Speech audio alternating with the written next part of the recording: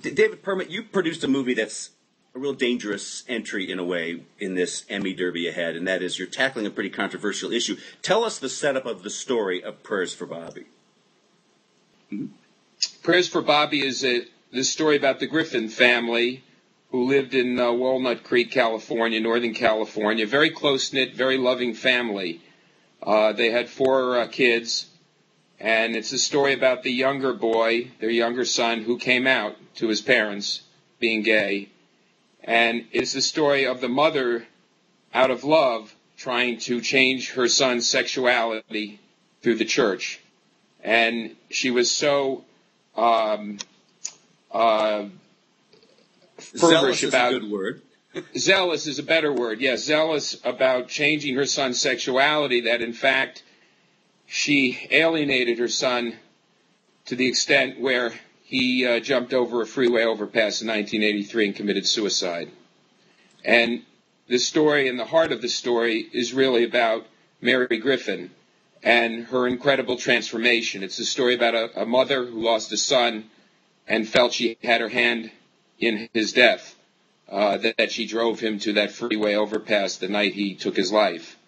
And as tragic and as devastating as that was to the entire family, the heart of the story is Mary's transformation, how she educated herself, and she changed her religious philosophies, her belief systems, her ground shook under her, and it's her transformation. And she became an activist, a gay activist, and collaborated with Leroy Aarons, a wonderful journalist who collaborated with her on a book, which became a landmark book. Unfortunately, I was lucky enough to be involved with the book early on, and that's kind of the evolution of it. In this whole drama going on now over the civil rights movement that America faces, everyone's kind of dancing around what you're tackling dead on in this movie. You know, while the debate over Prop 8 and gay marriage goes on everywhere across America, everyone is not addressing the problem of religion and the role that it plays here. And you go right in there and you fearlessly tackle this as the book did. That's pretty dangerous. Why'd you do it? Well, you know, I wouldn't categorize it as dangerous. I would categorize it as this is a very provocative movie. This is a very honest movie. This is a heartfelt movie. This is a movie that has many themes. And one of the themes is somebody who is so, fervent and convicted to a certain belief system, and somebody who ultimately in this movie changes that belief system because their ground is shook when Mary Griffin lost her child. And but it is, let me interrupt, David. Address. But this is dangerous because she was making those early assumptions in her life based on a book that says that gay people are deserving of death. Not just that this is wrong, but she has to, and you did as a filmmaker, have to take that on and risk alienating people who believe what the book tells them. And that is what no one else is doing right now. So it is dangerous, don't you think? Well, I think dangerous, yes, perhaps daring, and original and challenging. Certainly in the climate of translating this book and Mary's story and the Griffin family story to the screen, it had challenges, which is one of the reasons it was almost over a 12-year journey for me and Dan Sladek and Chris Taft, the producers who I made the movie with, who brought me the project. It was a long, windy road to find it to finally make it to the screen.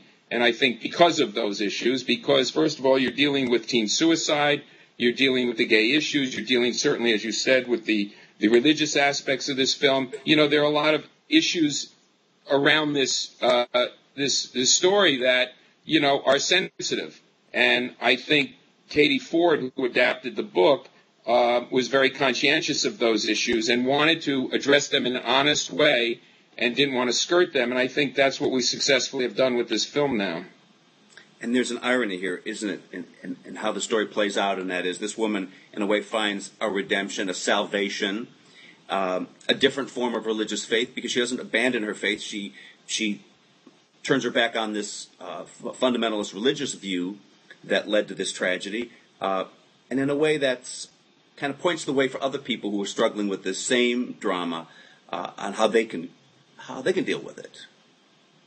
Yes, I think that's very true. I think Mary, as you said, found a different faith and a different path, and I think that's what this story tells. A woman who dealing with the loss of a son. Any parent having to go through that is tragic and the most tragic of things to happen. But I think, as I said, her ground shook, and she came to the realization that her convictions were not the path that made sense ultimately, and she realized that. Where is she today? What's she up to these days? Mary lives in Northern California in Walnut Creek in the same home that she lived in when Bobby lived with them, and she's still in Northern California with her family. Very close-knit, very loving family. She actually came when we were shooting in Michigan in production. She visited us on the set and participated. She's in a scene briefly at the Gay Pride Parade that we recreated in Michigan with Bob, her husband.